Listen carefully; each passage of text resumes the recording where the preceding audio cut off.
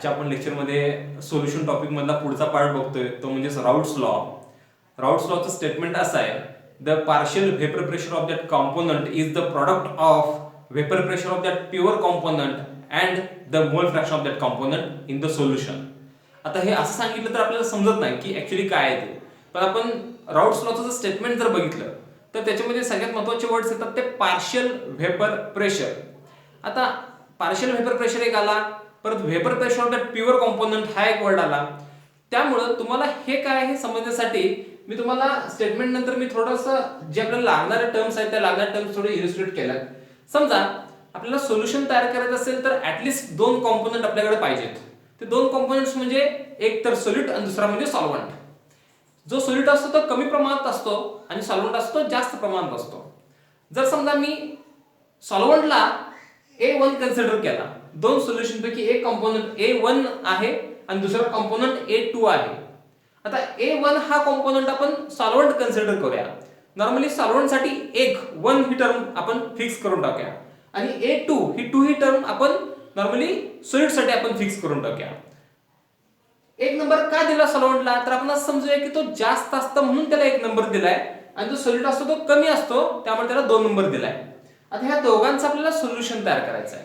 आता ह्या दोघांचं सोल्युशन तयार केल्यानंतर त्या ए कॉम्पोनंट साठीचा जो काही मोल फ्रॅक्शन असेल, एक पैकी किती मोल असतील ते, मग मोल फ्रॅक्शन आपण x ने दाखवतो. मग x म्हणजे मोल फ्रॅक्शन, हे 1 का लिहितो आपण, तर 1 त्या सॉल्व्हंटसाठी आपण रिप्रेझेंट करतोय. मग A1 कॉम्पोनंटचा मोल फ्रॅक्शन हा x1 आहे समजूया आणि A2 या नावाच्या कॉम्पोनंटचा मोल फ्रॅक्शन x2 आहे असं आपण समजूया. आता त्यानंतर व्हेपर प्रेशर. आता व्हेपर प्रेशर साठी आपण P वापरतो. मग P1 का लिहिले आपण इथं, तर P1 लिहिण्यामागचं एकच कारण आहे, तर 1 म्हणजेच सॉल्व्हंट. सॉल्व्हंटसाठी आपण 1 रिप्रेझेंट करतो आणि रेस्ट टू 0 आपण का लिहितो किंवा बेसला आपण 0 लिहितात कधी कधी, तर ते का लिहितात, तर स्टँडर्ड टर्म आहे.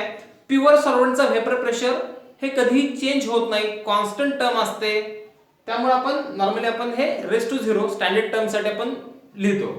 P1 रेस्ट टू 0 म्हणजे vapour pressure of that pure solvent. परत vapour pressure of that pure solute म्हणजे A2 नावाच्या जो काही कंपोनंट आहे त्याचा vapour pressure P2 rest to 0 दाखवतो. बरं, P म्हणजे व्हेपर प्रेशर, 2 म्हणजे आपण तो सोल्यूट साठी दाखवतो. त्यानंतर त्या सोल्युशनचा व्हेपर प्रेशर आपण P ने रिप्रेझेंट करतो, सोल्युशनचा व्हेपर प्रेशर. त्यानंतर पार्शियल व्हेपर प्रेशर P1 आणि हे partial vapour pressure of the solute P2 ने दाखवतो.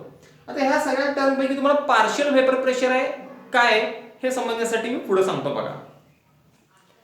आता बघा, आपण एक सॉल्व्हंट घेतलाय, दुसरा सोल्यूट घेतलाय.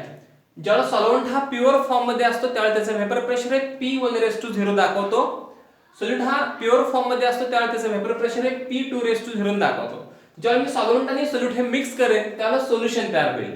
आता सोल्युशन तयार झाल्यानंतर ह्या सोल्युशनचं व्हेपर प्रेशर जे काय असेल ते आपण P ने रिप्रेझेंट करतो. आता ह्या सोल्युशन प्रिपेअर केल्यानंतर जो काय सॉल्व्हंट आहे त्या सॉल्व्हंटचा एकट्याचा व्हेपर प्रेशर म्हणजे सोल्युशनच्या व्हेपर प्रेशर मध्ये त्या सॉल्व्हंटचं पार्टिसिपेशन किती आहे हे सांगणं म्हणजे पार्शियल व्हेपर प्रेशर आणि आपण ते P1 ने दाखवतो. P1 कधी दाखवायचा, तर partial vapour pressure of that solvent. आणि जर समजा ह्या सोल्यूटचं व्हेपर प्रेशर म्हणजे A2 नावाच्या सोल्यूटचं व्हेपर प्रेशर सांगायचं असेल तर ते P2 ने दाखवतो. याचा अर्थ आपण ज्याला सोल्युशन तयार करतो त्यावेळेला त्या एका कंपोनंटचा पार्टिसिपेशन किती आहे, त्याचं कॉन्ट्रीब्युशन किती आहे टोटल व्हेपर प्रेशर साठी, ते म्हणजेच पार्शियल व्हेपर प्रेशर. आणि त्या दुसऱ्या कंपोनंटचं व्हेपर प्रेशर किती आहे, तर ह्या दोघांच्या व्हेपर प्रेशरची सम असते ती म्हणजे सोल्युशनचं व्हेपर प्रेशर असते. म्हणून मी ते लिहिताना असं लिहिलंय की the vapour pressure of that solution is the sum of partial vapour pressure of that all components. म्हणजे P is equals to P1 plus P2. P म्हणजे सोल्युशनचा व्हेपर प्रेशर, P1 म्हणजेच सॉल्व्हंटचा व्हेपर प्रेशर, P2 म्हणजेच सोल्यूटचं vapour pressure. आता राऊट्स law काय सांगतोय, तर राऊट्स लॉचं स्टेटमेंटच असं आहे, the partial vapour pressure of that component. मग कंपोनंट कोणता, जर समजा A1 नावाचा कंपोनंट असेल तर मी असं लिहीन P1 is equals to, P1 म्हणजे कोण, तर partial vapour pressure of that A1 म्हणजे सॉल्व्हंटचा पार्शियल व्हेपर प्रेशर मी P1 ने रिप्रेझेंट केला. मग according to the Raoult's law partial vapour pressure of that component is the product of, म्हणजे गुणाकार आहे. कुणाचा गुणाकार आहे तर vapour pressure of that pure component and the mole fraction of that component, म्हणजेच ह्या दोघांचा गुणाकार म्हणजेच कोण आहे तर पार्शियल व्हेपर प्रेशर आहे. मग मी हे सॉल्व्हंट साठी लिहिणार असेल तर मी पण ऑब्वियसली सॉलिड साठी पण मी असं लिहू शकतो P2 is equals to P1 raised to 0 into P2 raised to 0 into x2. मग आता मी हे जे काय स्टेटमेंट लिहिलंय, जे काय इक्वेशन लिहिलंय ते कोणावरून लिहिलंय कशावरून लिहिलंय तर त्या राउट्स लॉच्या स्टेटमेंट वरून मी इक्वेशन इथे रिप्रेझेंट केलंय. आता हे जे दोन इक्वेशन्स आहेत हे इक्वेशन अकॉर्डिंग टू आपण राउट्स लॉ लिहिलेत. आता आपल्याला जे हे P1 आणि P2 ची जी काय व्हॅल्यू आहे ती ह्या इक्वेशन फर्स्ट मध्ये आपण पुट करूया. इक्वेशन फर्स्ट मध्ये पुट केल्यानंतर ह्या P1 ची व्हॅल्यू मी इतर लिहिले प्लस P2 ची व्हॅल्यू इतर मी लिहिले. त्यानंतर मी काय करतोय आपल्याला मोल फ्रॅक्शनची सम आहे ती ऑलवेज 1 असते असं मी सांगितलं होतं आधीच्या व्हिडिओ मध्ये. तर x1 x2 1 असते. हे का असतं तर मी तुम्हाला असं सांगितलं होतं की दोन मोल फ्रॅक्शनची जी काही सम असेल फॉर बायनरी सोल्युशन ही 1 असते. ती का असते तर एक पैकी किती मोल्स सांगितले असतात म्हणून त्या दोघांची सम 1 असते. x1 x2 1 आहे. याचा अर्थ मग x2 ची व्हॅल्यू काय आली मग 1 x1. मग x2 ची व्हॅल्यू मी इथं पुट केल्यानंतर मला हे इक्वेशन मिळालं.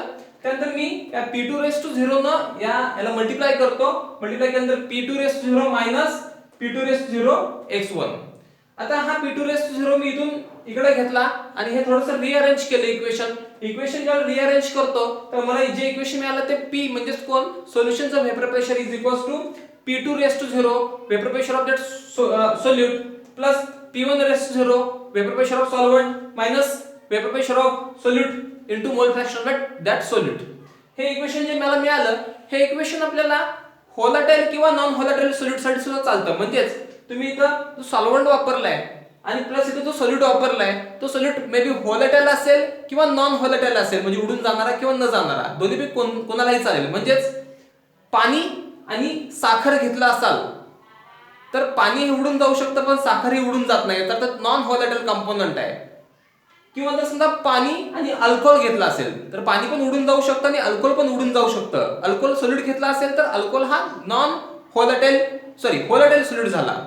अशा सोल्युशन साठी सुद्धा इक्वेशन चालतं हे. याचा अर्थ हे इक्वेशन दोघांसाठी पण चालतं. तुमचा सोल्यूट व्होलाटाइल असेल तरी सुद्धा चालतं, नॉन व्होलाटाइल असेल तरी सुद्धा चालतं. पण आपण इथून पुढचं जे इक्वेशन बघणार आहे ते इक्वेशन फक्त आणि फक्त नॉन व्होलाटाइल सोल्यूट साठी बघणार आहे. म्हणजेच पाणी आणि साखर या अशा टाइपच्या सोल्युशन साठी बघणार आहे. पुढचं इक्वेशन काय बघूया आपण. आता या लास्टच्या इक्वेशन मध्ये आपण जो काय P2 raised to 0 आहे P2 raised to 0 म्हणजेच vapour pressure of that solute. आता सोल्यूट जर आपला उडून जाणारा नसेल म्हणजे नॉन व्होलाटाइल असेल तर त्याचा जो काही व्हॅल्यू असेल ती 0 असेल. याचा अर्थ तो उडून जात नाही, याचा अर्थ हवेत येत नाही. हवेत नाही आला तर त्याचं प्रेशर 0 असणार आहे. तो त्या ज्या काही कंटेनर मध्ये तुम्ही ते ठेवले त्याच्यामध्ये काही प्रेशर एक्झर्ट करण्यासाठी कोणतेही कॉन्ट्रीब्युशन करणार नाहीये. मग जर असं असेल तर समजा नॉन व्होलाटाइल सोल्यूट साठी काय इक्वेशन येऊ शकतं. मग समजा आपल्याला माहिती आहे की P2 raised to 0 is equals to 0 आलाय. म्हणजे साखर आणि पाणी या टाइपच्या सोल्युशन साठीचा पुढचं इक्वेशन आहे.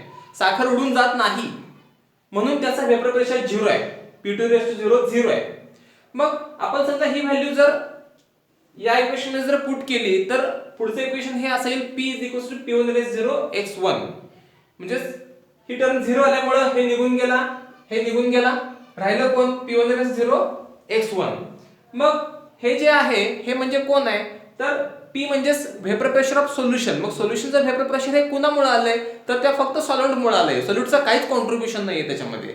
मग राउट्स लॉ इथंच प्रूव्ह होतोय. राउट्स लॉ काय सांगतोय तर partial vapour pressure of that component is the product of vapour pressure of that pure component and मोल फ्रॅक्शन ऑफ दॅट कंपोनंट. म्हणजे राउट्स लॉ इथं आपल्याला प्रूव्ह झाला. राउट्स लॉचं इक्वेशन आपल्याला इथं मिळालं, त्याचं स्टेटमेंट सॅटिस्फाय झालं. तुम्ही म्हणणार की मग इथं P1 नाहीये. ऍक्च्युली P आहे तो सोल्युशनचा व्हेपर प्रेशर आहे. पण सोल्युशनचं व्हेपर प्रेशर हे कुणामुळे क्रिएट झालं तर ते फक्त सॉल्व्हंटमुळे क्रिएट झाले.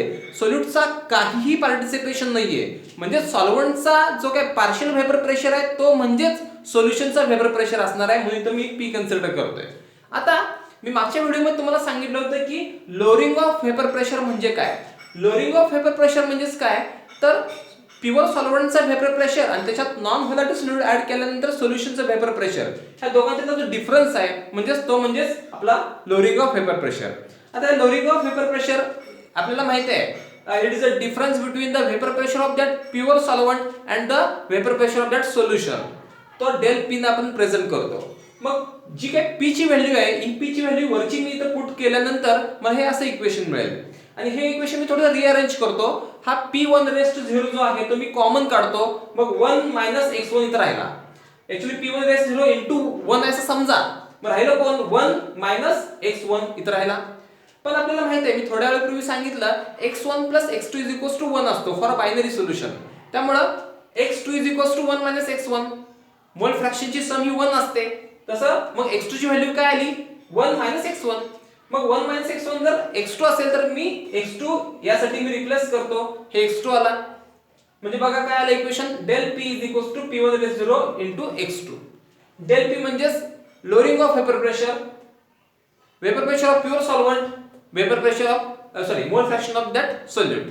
आता हे जर समजा मी p1 रेस 0 मी इकडे आणला, याला डिवाइड केला तर del p / p1 रेस 0 येतो. म्हणजेच हा जो रेशो आहे, हा रेशो म्हणजेच relative lowering of vapour pressure. इथं डेफिनेशन क्लिअर होते रिलेटिव्ह लोअरिंग ऑफ व्हेपर प्रेशरची. काय डेफिनेशन आहे? Relative lowering of vapour pressure is the ratio म्हणजे भागाकार is the ratio of lowering of vapour pressure and vapour pressure of the pure solvent. म्हणजेच is equals to x2. x2 म्हणजे मोल fraction of that solute. आता हे जे काय मी सांगितलं हे आता राऊट्स लॉ एक्सप्लेन केला. ऍक्च्युअली राऊट्स लॉ इथेपर्यंतच आहे. रिलेटिव्ह लोअरिंग ऑफ व्हेपर प्रेशरसाठी आणि रिलेटिव्ह साठी मी थोडासा एक्सटेंड केला. आता याच्या पुढचा पार्ट आहे तो मी नेक्स्ट व्हिडिओमध्ये मी तुम्हाला डेल पी म्हणजे लोअरिंग ऑफ व्हेपर प्रेशर आणि molar mass of that solute ह्या दोघांचं रिलेशन मी तुम्हाला नेक्स्ट लेक्चरमध्ये सांगतो. थँक्यू.